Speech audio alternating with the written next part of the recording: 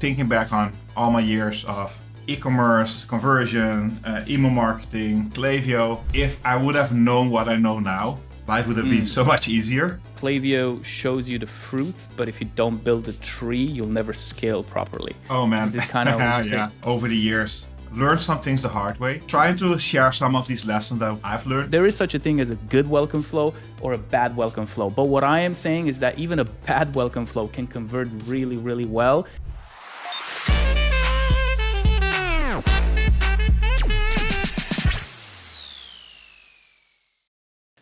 All right, we are back on the second episode of Klaviyo Geeks. Welcome and thank you so much for tuning in. We have Omar here joining me from the beautiful The Hague in Netherlands. Oh man. Hello, Omar. Well, last time we recorded, we were both at the same location in Amsterdam, but now we're basically separate in two different countries, which is also really cool that, with the technology nowadays, this is possible. Probably in a couple of months or maybe a year time, we'll have digital clones having these conversations with each other, and we'll be sipping some pina coladas at the beach or something. I don't know. We'll see. But happy to be back, man. Dream. I mean, if I look at the reactions we've been getting just by posting picture of us, some teasers. Yeah. I think people are really excited to hear what we have to say, which I think no so. pressure. I think no so. pressure. Will be the I mean, normal self. for everyone listening in, we haven't, I think by the time this is going to be live, we'll most likely going to have, 100% we're going to have episode 1 live, but we haven't actually, as of today, when we're filming this, we haven't published the first episode. So we're very keen on publishing that next week and actually getting some feedback from the first episode that we filmed in Amsterdam. And then Omar and I decided to have bi-weekly recordings moving forward and just hopefully record as many episodes as we can. So and some of them together. So you don't know this yet. In a couple of weeks, I'll be in London. So we will have a next recording there. Surprise ruined. Damn it. We can do it in our office or somewhere I would actually say let's do it in the Klaviyo office. Oh, that's even better. Klaviyo Geeks. The Geeks at Klaviyo. Yes. Anyway, we'll see. In the Klaviyo HQ. Yes. That would be fantastic. All right, cool. So thank you everyone for tuning in. Episode 2 of Klaviyo Geeks. Today we have a really, really cool episode. The episode is called 4 Truths About D2C Email Marketing We Learned the Hard Way. And Omar was very, very excited to talk about this because he was very passionate in some of the things that he really, really, really wished he knew at the beginning of his career. So Omar, do you wanna get us a quick tease of what we're gonna cover today? The reason for this podcast today, we chose this topic is basically when I was looking back and thinking back on all my years of e-commerce, conversion, email marketing, Klaviyo. I mean, if I would have known what I know now, life would have been so much easier. So many things that I ran into and things that I tried doing over the years, learned some things the hard way. So trying to share some of these lessons that I've learned, and I know you as well, Bogdan. Some of them we learned together. We did. To help others maybe bypass and not run into the same issues. So basically some concepts that we have learned over the years. Hopefully we can kind of like digest it in 30 minutes, like put it, make a short version of it and summarize it in a way that it's meaningful for others in a short period of time. So yeah, that's basically how this episode came to be, and I hope it's useful for others as well. We hope so. I mean, initially we had 10, and then we brought it down to 6, and then we were like, no, you know what? This is going to be a 3-hour conversation. Yes. Let's just talk about 4. Many learnings. Exactly. I mean, there's lots of them, so maybe this can be like a 3-4 part series. We can cover more and more in new episodes as well. So yeah, thanks for that. So let's get straight into it. You know, obviously we want to keep this quite within the 30-minute limit. So first lesson, this is going to be Omar's territory. He will cover one of the biggest lessons for him, which is understanding the value tree. Omar, do you want to give everyone a little background and context behind that and, what exactly they should do there? I hope explaining this in a podcast, people are able to follow it. We'll also share some images. We'll also publish this as a video as well. So in case it's not clear, we'll add some visuals to basically explain this in a visual way as well? I just thought of it. I think if people are listening to this on Spotify or Apple Podcasts, we can link resources in there, so we can always just link some images of kind of what Omar is going to break down today.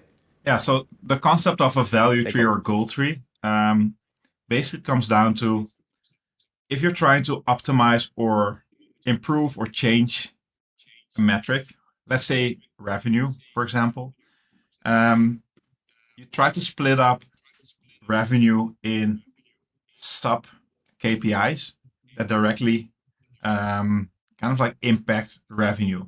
On one hand, if you take an e-commerce business, for example, revenue is a direct effect of the amount of orders you're having times the average order value.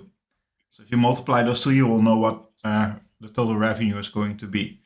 You can do this for any metric, and you can go deeper, because if you know average order value, that also consists of sub metrics as well, or sub KPIs. And once you do this, you get like a big tree of all different elements that have an impact on the top laying KPI. And by doing this is an exercise that it took me a little bit of time to understand, and actually was taught to me by one of my previous business partners as well. The concept of it is so strong because you can apply it to almost anything in life. If you try to optimize something, like start breaking out what the sub KPIs are and try to see if there's any one of them that potentially has a lower number or is underperforming compared to the other ones. Because you will find one or two KPIs that probably will be underperforming. Once you identify which one it is, it's going to be easier to fix whatever thing you're trying to optimize for. So in case of revenue, you have like positive numbers, like the total average order value, total amount of orders. But you also have returns, for example. You can also add multiple elements to this. Returns is a negative number that kind of like, yeah, if you sold something, it comes back. That has an impact on your revenue as well. So understanding all these things, then you see, okay, returns are 20% or maybe 15%. Like if you compare to industry average, it might be low or even high, depending on what you're selling.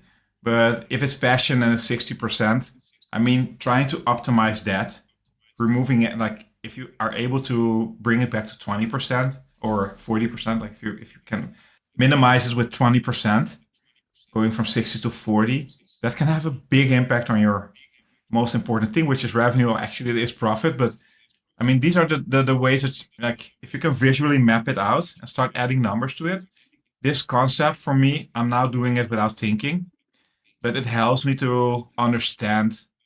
If we look at, okay, you know what email can provide? Total revenue. It comes down to sending emails to people, and if you break like it's amount of revenue per how do you call this again? I'm not revenue per visitor, but Per recipient. per recipient. Revenue per So, yeah. recipient. So if you have revenue Yeah. per recipient, for example, times the amount of emails that you send, those are two metrics that you can now optimize. But let's say, for example, that we want to increase the amount of emails you're sending out. There are two ways you can do that. One is sending more emails to the same people, sending like 3 times Yep. a day, 7 days a week. That increases the total volume of emails. That's one way to do that. The other way to do that is to basically increase your list size and have more people that you can email to. You can also Yep. try to optimize both. So if you start understanding these relationships on how these things, like these different elements, impact each other, it becomes so much easier to also optimize and start growing your business and knowing where to start, which of these KPIs have the biggest impact on your business. I hope that kind of explains a little bit. It's hard to kind of like explain it without the visual part of it, but I think that makes sense. I think we'll add the visual as well, and maybe we can do one that's specifically for email as Yeah. well, so everyone can kind of get the better context behind it. But I quite like. I think I saw this thing online. I was just looking around. This is the concept that I am yet to probably use a lot more. I know you've been kind of using this a lot more than I did, but Subconsciously. I yeah, yeah, exactly. But would you agree with this? Like, this is I just wrote this down now. So, like, would you agree with this phrase of like Klaviyo shows you the fruit, but if you don't build a tree, you'll never scale properly? Oh Is man. this kind of, would you say, Yeah. is You've been a is that copywriter, because right? I You've been a copy. Yeah, yeah. yeah, yeah, of course. Yeah, of course. I have. You'll be surprised, man. Like I've done more copywriting than I've done email strategy in the last few years. But yeah, so I think that's Definitely. a nice one liner of our very first point here of understanding the value tree. Very easy to, obviously Klaviyo can show you the fruit, but you have to build the tree. You have to know exactly what those branches are so you can properly scale. I think this kind of takes us quite nicely into our second point, Definitely. which is one that I quite like as well, and one that I should probably use a lot more within our work as well, which is the email and retention prioritization framework. And would you like to start here as well, and then I can continue? Yes, I want to bridge it from, take a bridge from the previous topic we talked about. Basically, understanding that, let's see if it's this one or maybe, no, I'm gonna wait for it for the third topic that we have. But understanding the Okay. relationship, I think retention or the prioritization framework. For me, we've been using this a lot for CRO activities, conversion rate optimization, because Yep. there's like 10 or 20 or 100 things that you can do. But you have to understand which one has the biggest impact, which one makes the most sense to start with. So prioritization is a way to identify what has the biggest impact with the least amount of time or resources needed, basically. You can probably call them low hanging fruit sometimes, but if you're trying to prioritize, you actually want to maximize something without it costing you too much, because it doesn't make sense to, I don't know, try to, let's say somebody decides that we want to optimize a footer, and Right. specifically the amount of people that click on the phone number below in the footer. You might put a lot of time into it, but in the end, if you're trying to optimize something not everybody is seeing, you're probably putting a lot of effort in something that's not worthwhile doing.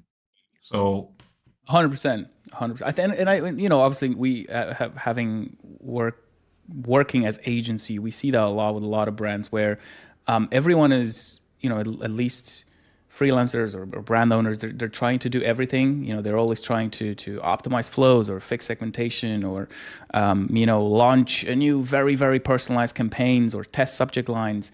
I think at the end of the day, the prioritization framework, as far as I understand it, is really to ask yourself what actually makes you money, what drives revenue. And I think, you can build a system to prioritize the impact and sort of the scalability of a project or of a task. It's really easy. I remember someone told me a long time ago when I got into business that one of the main things that business owners do is they always kind of revert back to like, oh, I should design a new website, just because yes, that's a really fluffy, fancy thing. You're like, oh, branding, nice colors, videos, but at the end of the day, does that do anything for your business in the short term? Probably not.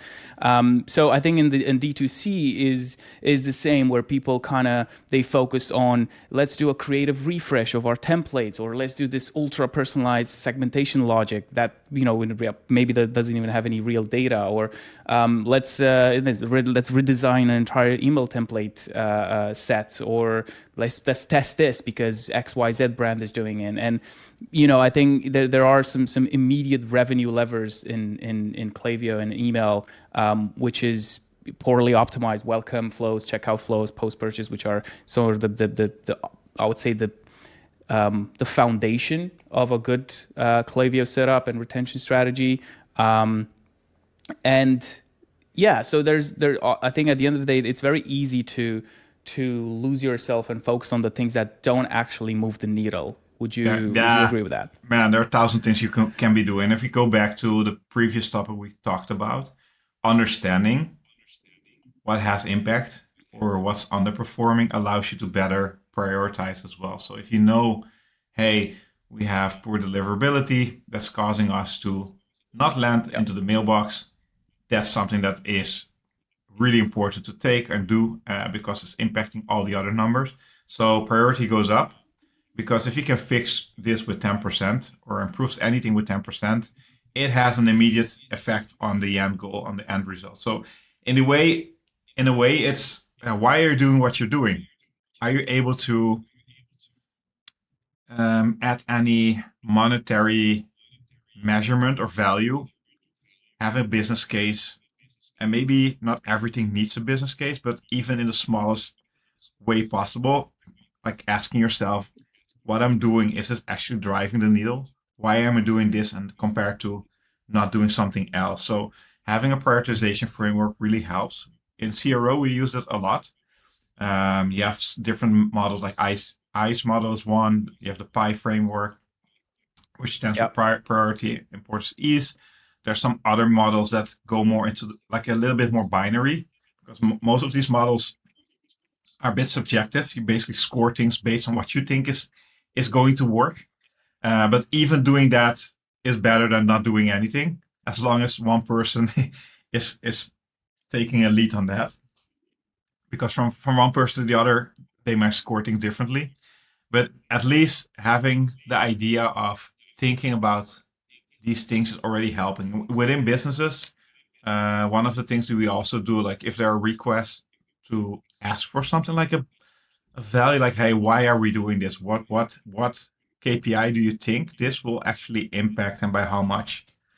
So people start thinking Yep. about, hey, there are so many shiny objects out there nowadays.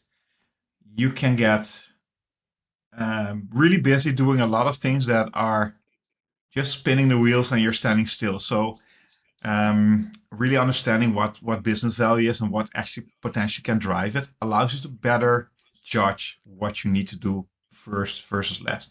And there are always some exceptions, of course. If there's a rebranding taking place, yes, you probably will need to change all the email templates as well.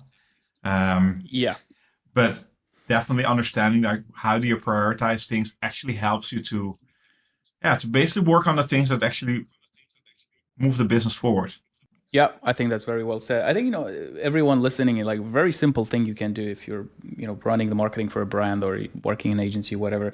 Just have a simple Google sheet where Yeah. you keep track of all of the things you want to do. Like, don't just have an idea. I was like, oh, I want to redesign the welcome flow and then do that. First, really think about what the impact on that's going to be. And something we have as well is just a really simple, I think the ISAR framework that works quite well with like the impact and I think, what does this stand for again? I think it's incremental cost effectiveness ratio.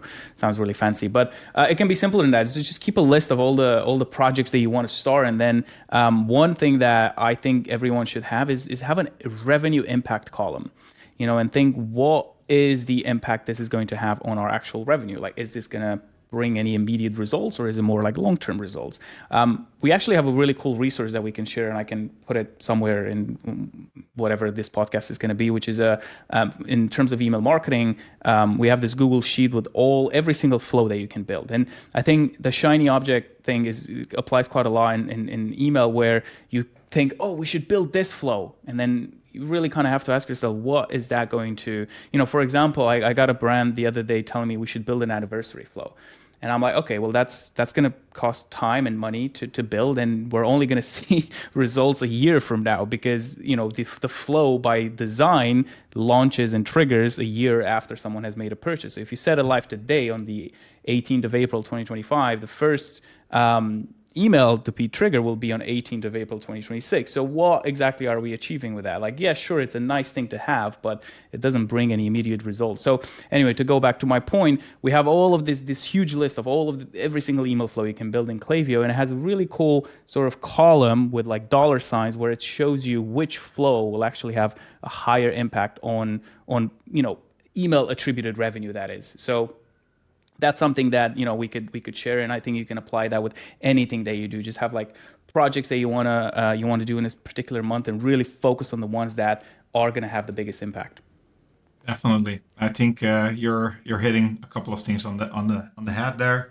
Um, Adding some things on the anniversary flow, I would actually Get going. create it, not build it Yeah. immediately. And if you're, I think this is a good case of how do you prioritize things. One is knowledge. You need to understand like some flows probably will not have the impact that you think it will have, or might require Yeah. more nurturing, more handholding, trying to optimize to really work.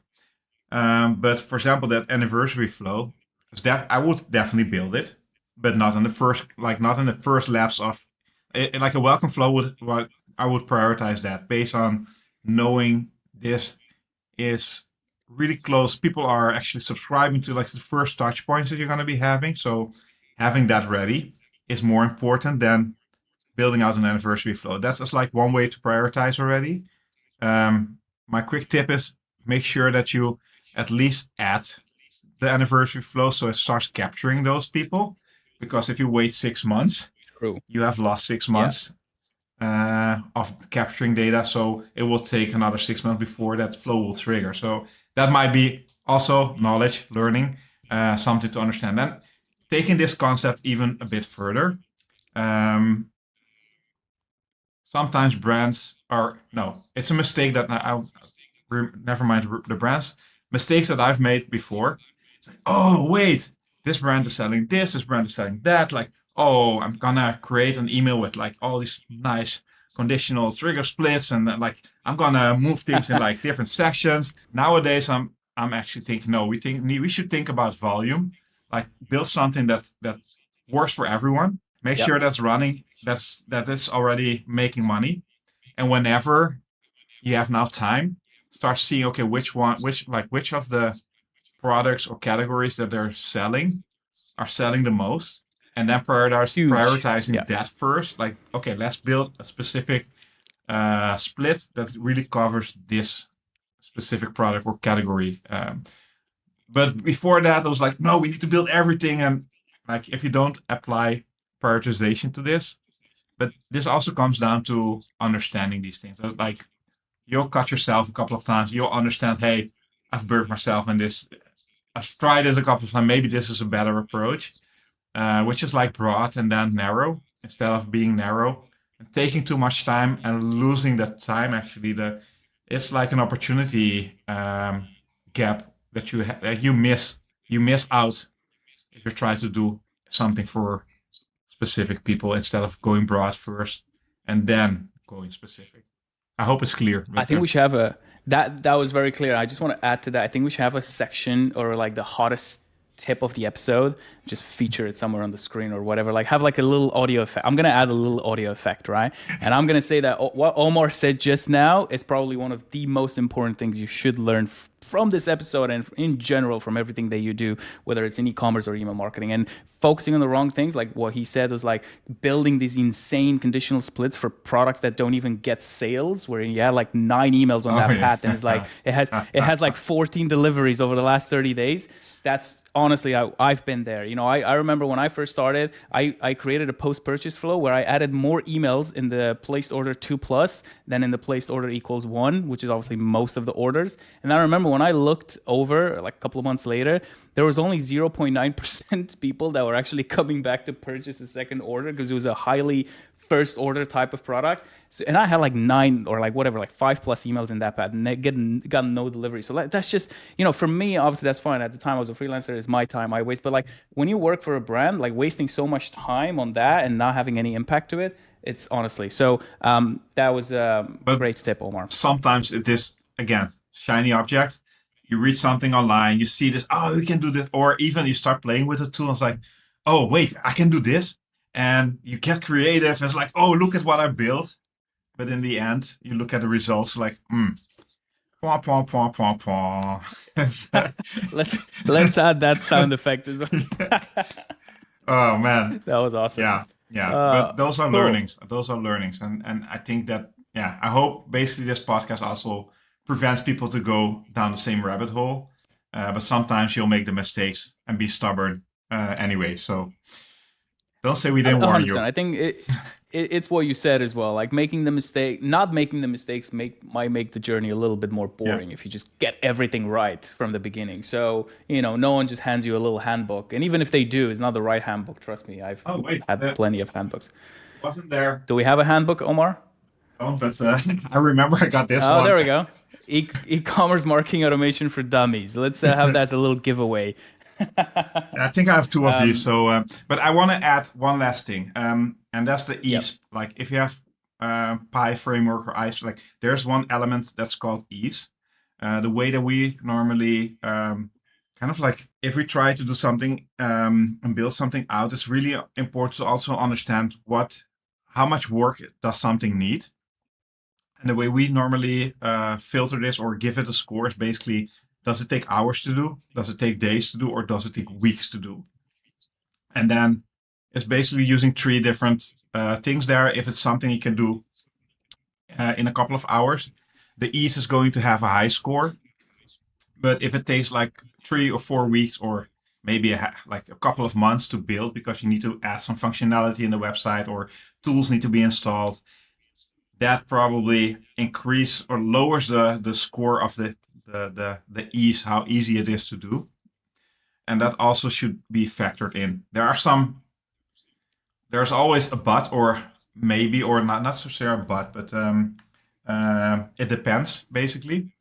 Because like, for example, reviews, if you're not using reviews, it's a part of social proof. It will take time to collect reviews. It will take time to implement things. And sometimes this is like, it takes a lot of effort to get it going. And it takes time to collect things over time as well. But if you're waiting a long time to start doing this, it basically, yeah, it might be something that you overrule the numbers just because you see like in 3 months time, we need to have this running. So we are prioritizing this now, but at least you've thought about it and you have a Yep. reasoning of doing this. Yeah, no, 100%. Great little add on in here. We have two more tips we want to cover, but before that, I just want to add one thing. If you've got any value out of this episode so far, even one little golden nugget, just do us a solid and go rate Klaviyo Geeks right now, whether it's on Spotify or Apple. Drop us a review, share it with a friend, post it in your Slack channel, whatever works. It helps us grow, helps us more people find the show, and it lets us bringing all this cool stuff and all these geeky conversations to more people. So do it right now. Go post it somewhere, go rate us, and then come back and watch the rest of the episode. And we appreciate you for tuning in. All right. Shall we still stay quiet a little, like wait for them to do it? Waiting. Yeah, I mean, we can. No. I can add the weight in the post. Yeah, I was kidding. All right. You don't know how this works, Omar. Yes, I do. Cool. All right. So next, number 3 on our list of things we wish we knew about email marketing and things that we learned the hard way. Vanity metrics will stall your growth. This is one I know Omar is very excited to cover, and I'm gonna let him take the stage for the first one. All right. I might. I think I'm gonna. I know we have a couple of points we want to go over. The one that I wanted to cover before, and in the second topic where I wanted to go back to the first topic, actually was this one.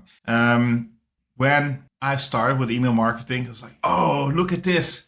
Welcome Flow is performing really awesomely. I thought it was like, we need to optimize it. We need to do this. We need to do that. And I went and put a lot of time into Welcome Flow optimization.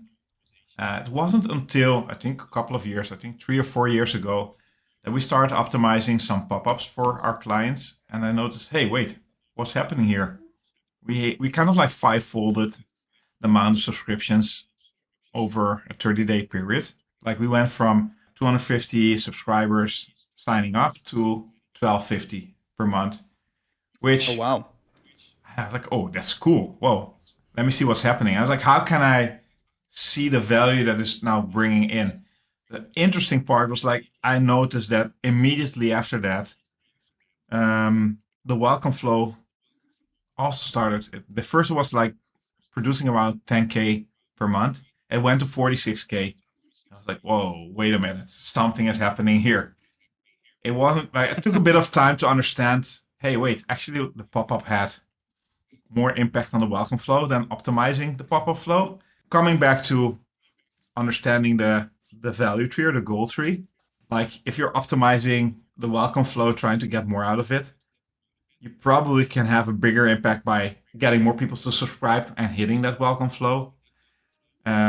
So understanding these relationships actually is really important to do. So actually back then we started. That's when we said, you know what, we're going to be A/B testing pop-ups as a default. We're doing this now for all our clients on a monthly basis, trying to come up with new hypotheses, testing different incentives, testing different steps, testing timing, testing text, visuals, whatever. There's so many things you can basically test.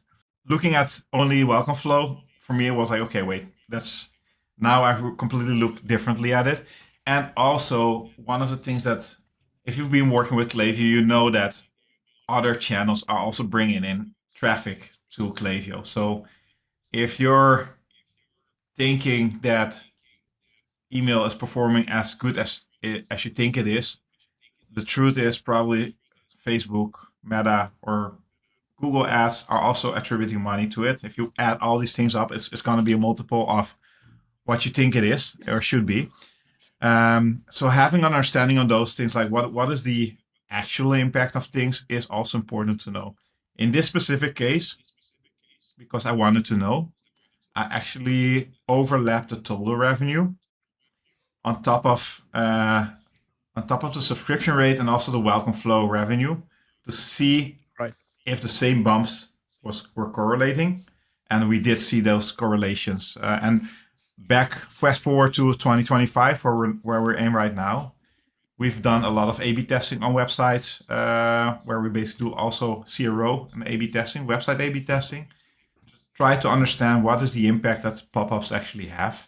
But this is a bit not covering this topic, but pop-ups can have a really good impact on even website conversion rates. So just take that as a gold of nuggets. Which is it's quite against what other people think, right? Like people think pop-ups affect conversion rate. Man, it might yes. be the case in a specific test, but like that's a really big thing, right? Like, because I know you told me this a few months ago or whatever when we had this first conversation, and you're like, yeah, like actually we A/B tested this, and having pop-ups does improve conversion rate, which it more than to me doubles was kind it. of like a wow. Okay, Certain cases, that's yes. crazy. So for me, the same thing.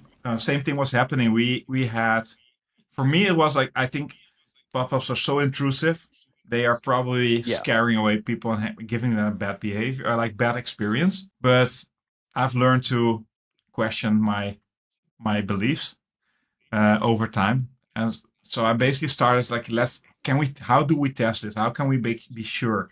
How can we see if this is actually having a negative impact? So once we started testing this, and we've tested this on a couple of websites already, I think 5 or 6 or something, we have consistently seen the same thing.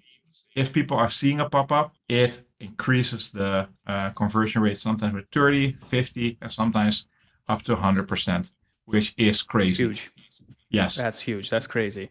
I love that. I love that. So, cool. So again, I think it sort of goes into the vanity metrics. I think Omar is kind of breaking some barriers here. So, guys, if you're listening, I think people are too afraid nowadays. They're too afraid to send more emails. They're too afraid to have more pop-ups. They're too afraid to even have pop-ups to begin with. Or, something I heard actually at one of your meetups in Amsterdam was like, ooh, we shouldn't have like the discount in the pop-up. We should just ask people to join our community, because like, what if we upset them? And I'm, like, come on, like the goal is to get that person excited. Like at the end of the day, as a customer, I care about value for money. So, it doesn't mean you have to give a flat discount to lose your margins. But if you can frame that offer on the pop-up as something exciting, something that's happening now, you're giving them a reason to purchase now and not tomorrow, you should. Yeah. And you should have multiple touch points as well. Show it to them on the homepage. Show it again to them on the product page.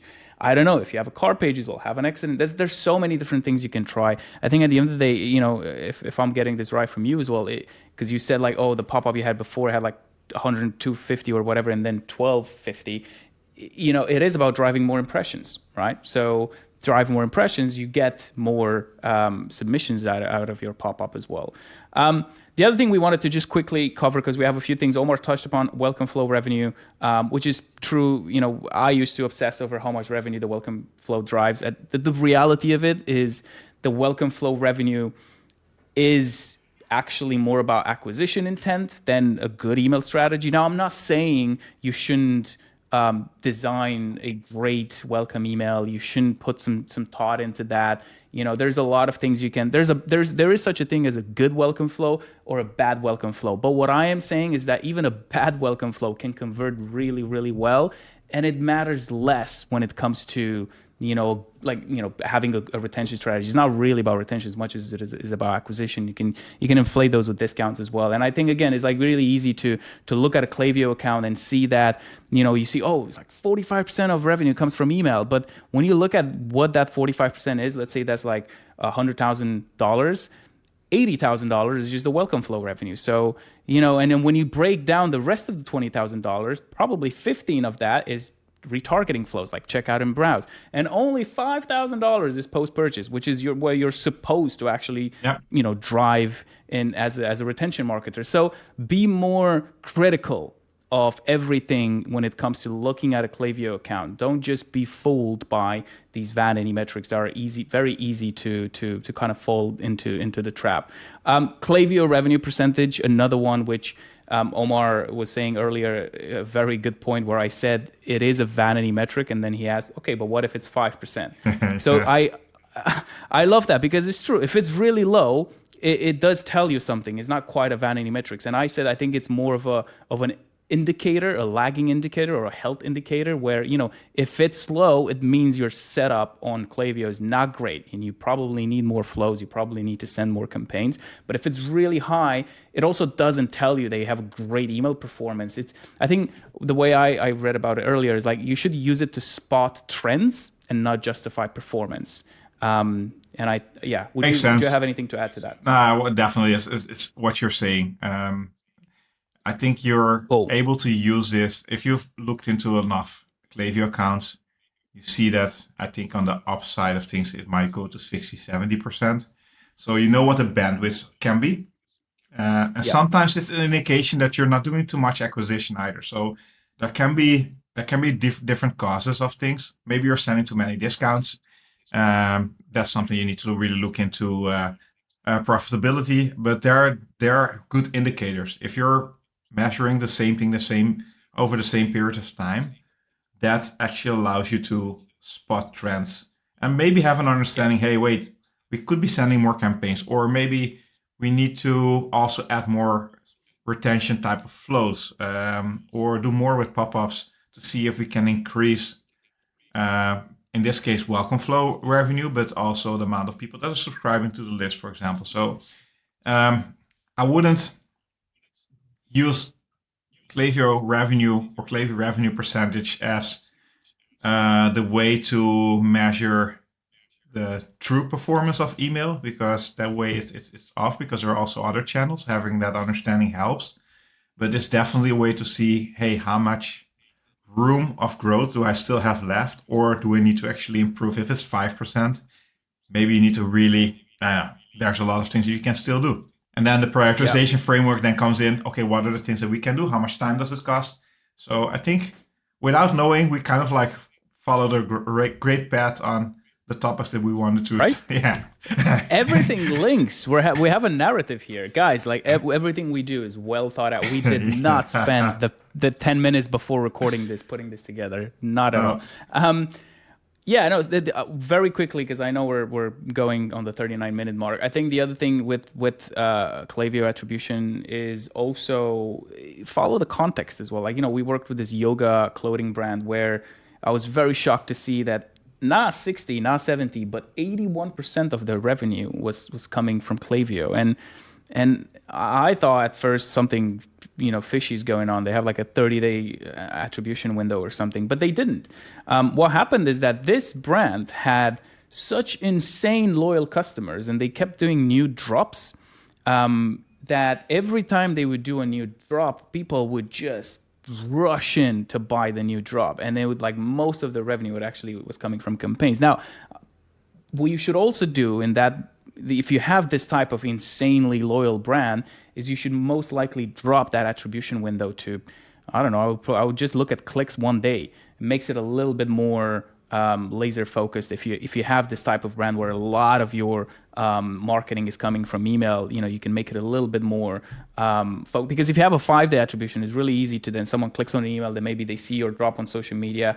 It doesn't does it mean they bought because they got the email or because they saw the social media post? So it helps you. And then with Klaviyo now you can create new attribution models. It's actually quite complex. It allows you to tweak it quite a bit. Topic that we can actually cover in one of our upcoming podcasts as well. Because like in the last meetup that we had, we actually had some conversation around this.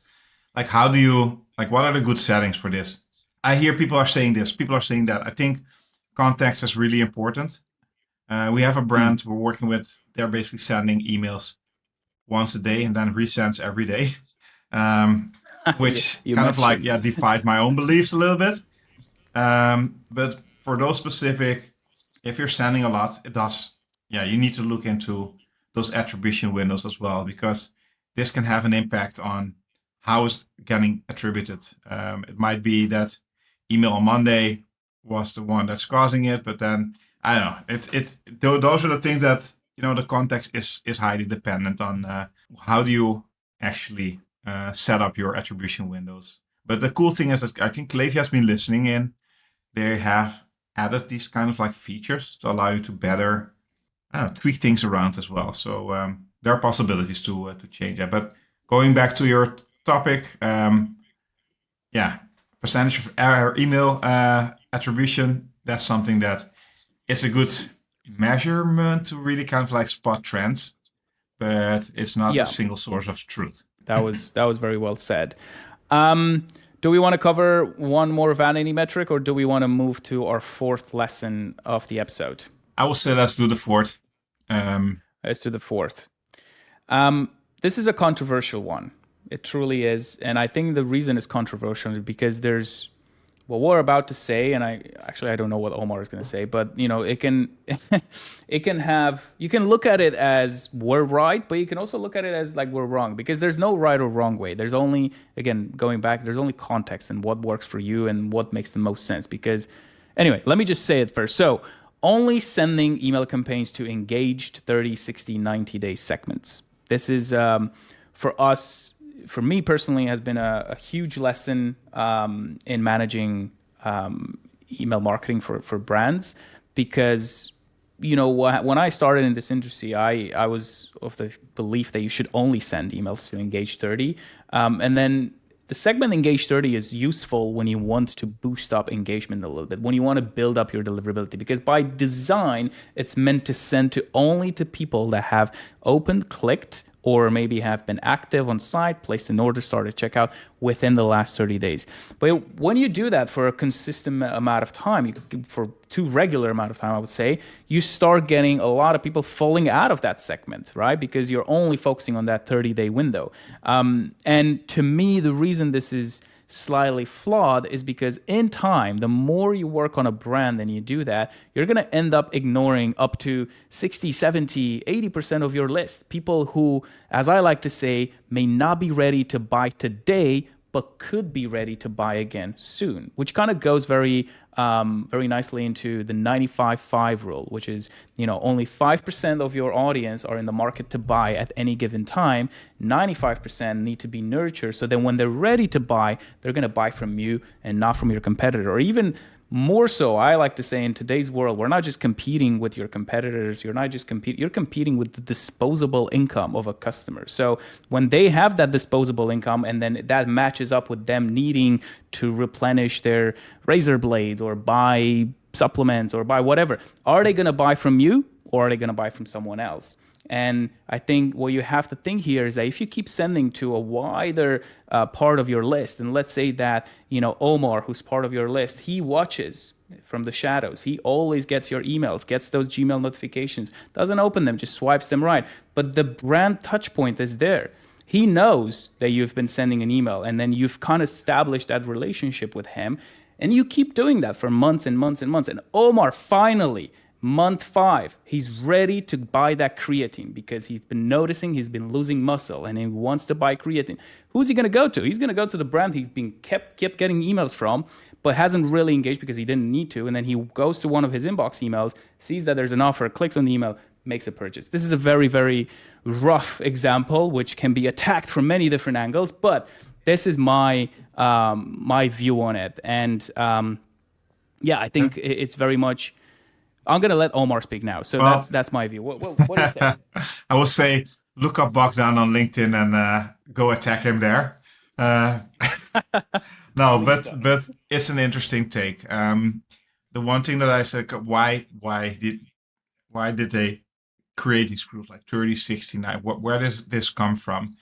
I think if you zoom out a little bit, there is some truth to it in the way that you want to be engaging with the people that are engaged with you as a brand. And I think those metrics are important to consider if you're trying to understand who might be interested in your brand, who is engaging with your brand. That those are signals basically.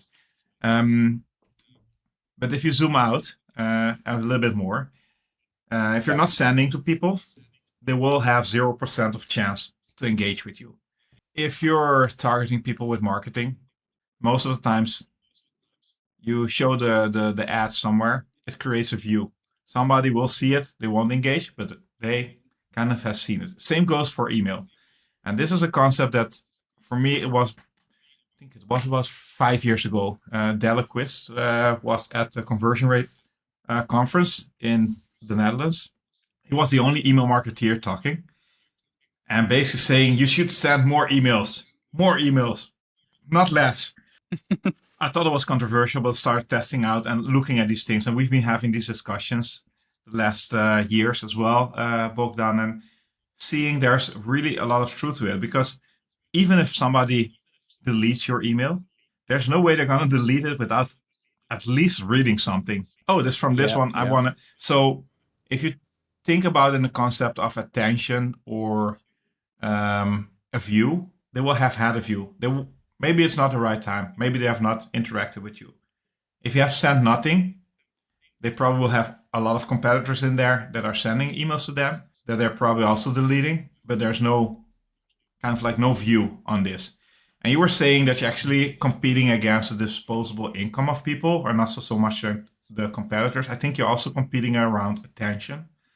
So Yeah. people have a very limited amount of attention span. So if you're there and maybe consistently or over time, if somebody is looking, like just having that sitting here in the mailbox, they've interacted with you subconsciously a little bit, they will remind you as a brand. So I think that those things are important to be aware of.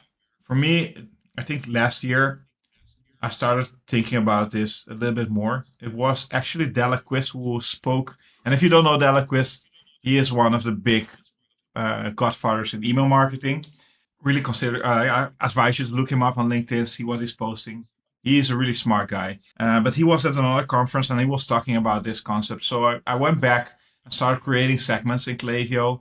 Basically, give me the whole list, how many people are in there. Give me the whole list that actually received an email in the last 30 days, 180 days, 365 days. Like try to have an understanding of how much of your database is receiving emails. That's already a really, like it's a good exercise to do. Then understanding how many of them opened or clicked your emails. It gives you at least some numbers to start looking at to see, okay, I'm doing this right now. How can we improve this? And then thirdly, ask yourself, if 50% of your audience has not been receiving your emails, why are you keeping them on your list? So even that, Mm. like in terms of cost, if you're not going to be sending to them, just remove them. I Yeah. know Delaquist is like, hey, keep emailing people even after a year. Like, don't be don't be stupid. You don't want to hurt your deliverability. If you notice that deliverability metrics are going down, then of course, yes, Yeah. you need to take that into account. Um, but don't forget those people either, because they will still there's still potential that potential that will be ordering from you in the future again. at a certain point, you probably will need to clean up, but probably that is different than what most people are using. Like if you're using 30, 60, 90 and then don't send to the rest, you're actually missing a big portion of your list.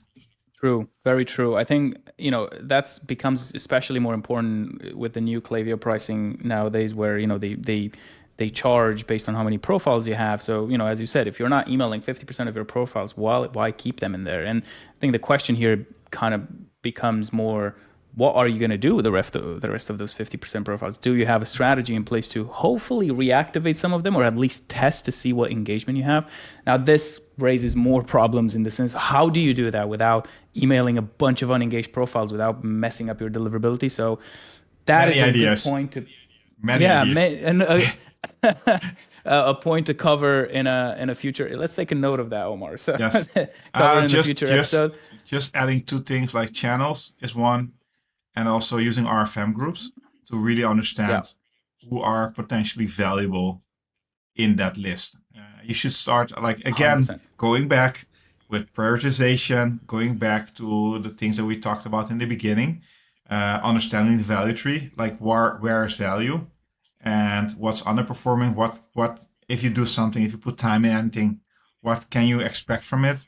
That will I will like help you with this. But there are some frameworks and things that you can do to reactivate those groups, definitely. But not sending to Yeah, them is probably 100%. not.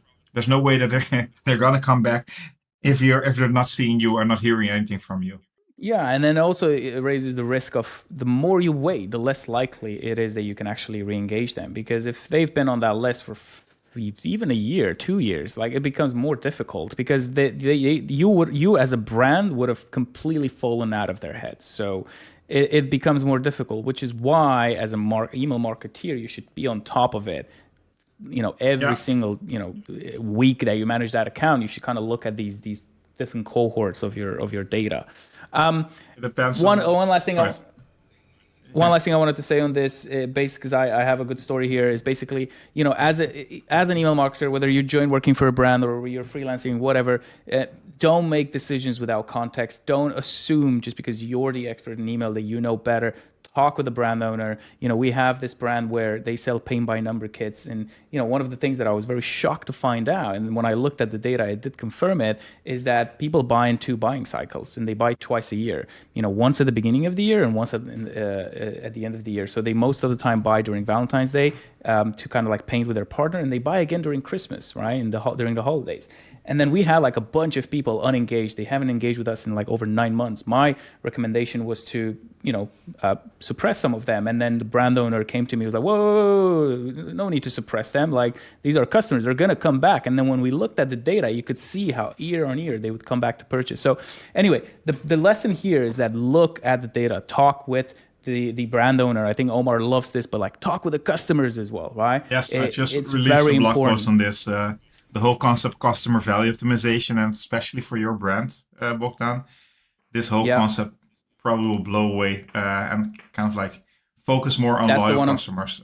Sorry? Is that the one on Klaviyo.com? Yes, on the blog post. Yes, we just released Check that one. out Omar's latest blog. I read it. It's fire.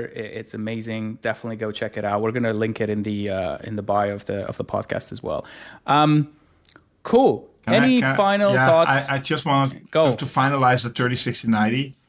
We also like we have a brand that's been sending consistently to the whole list every day, and I would also do resends to them every day, which for me it was against all my core beliefs.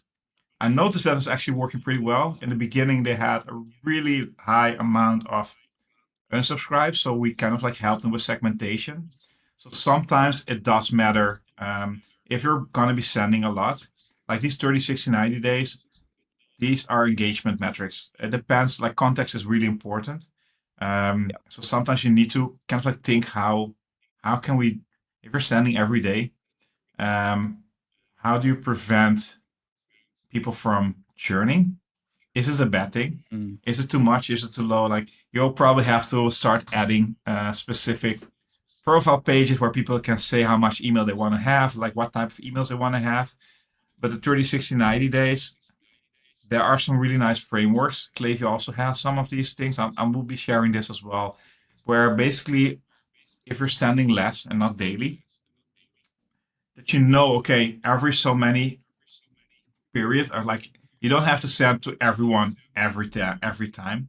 You can have um, normal news going out, normal emails going out, and when you have to engage people. But for those that are less engaged, you probably want to send emails that are I don't know, have some incentives or have some things that are probably more relevant to them or more engaging to them. That way, you always make sure that for the people that haven't interacted with you for some time, if you have really engaging content, the chance for them to react on that is better. So you split out sending to the engaged in a lower volume, and then once a month, once a quarter, once every 2 months. It depends on your brand, on how often you want to send this. You start sending, or twice a month, you do send to the whole list at least. That way you have a way and a moment that people can actually interact with you. And then test around this.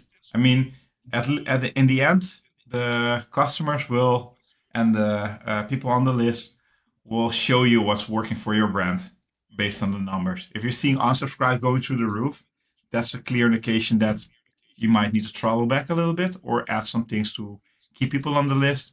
But if it's not, and you see that every cent it just increases your revenue, that's probably also a good indication you can potentially send more. So, 100%. all right. That's really good advice. If anyone here is doubting whether having Omar on this podcast is not like having your own mentor on e-commerce and retention, please don't doubt it anymore. This is a huge value for you guys. Thank you, Omar. I didn't own my own ESP, so I'm a little bit behind. Yeah. Right. So those were our 4 lessons, things that we wish we knew when we first started. That's a wrap on this episode of Klaviyo Geeks. I'm just going to say my bit. I wrote it down, so I am going to read it, but it is very much true. So whether you're building flows, whether you're battling benchmarks, or just trying to make sense of this crazy email D2C world, Omar and I will be here to cut through the noise and talk about things that actually works, things that actually work for us. I'm going to say it again. If this episode gave you something to think about, don't forget to hit that follow button, drop a rating, drop a comment, send it to someone who's maybe stuck on best practices or whatever. Omar and I will be here next time with more lessons and maybe a few controversial opinions. Omar, do you want to share your final thoughts? Yeah, I think the one thing that if you have questions, or if you have a topic or something you've really been struggling with, either send us a DM at the comments below. We will cover this in one of the episodes if it's something that we think is worthwhile for others. But do share your questions as well. We will be delighted to basically 100%. cover that and answer those questions if it helps you move ahead. Because I've gotten a lot of help over the years. I know Bogdan used the same. I wouldn't have been here for the help from others, and sometimes by beating my head against the keyboard trying to fix something. So if I can help you do better, we'll be here to do that. And and if you're living in Amsterdam, it's just a small plug. We have a monthly Klaviyo meetup happening. You're more than welcome. If you're in the Netherlands, more than welcome to join that. It's free. Go ahead. Can I just read, actually, just on that? So I'm part of the group as well. I'm sometimes attending these meetups, and the last one really gave me FOMO. It was just some of the comments here is like very fun and insightful meetup. Hope to see you all again soon. Wait, that wasn't it. That was like, it was great. I wish I could have stayed longer. Was a great meetup as always, Omar. Thanks. This was amazing. Like, honestly, some of the feedback I've seen on the group, on the WhatsApp group for this session that you had last time, I was like, damn, I wish I would have been there. So I don't know what you guys covered there. Maybe we should make it a podcast episode. But anyway, guys, if you're in Amsterdam or around the Amsterdam area in Netherlands, make sure you make the trip.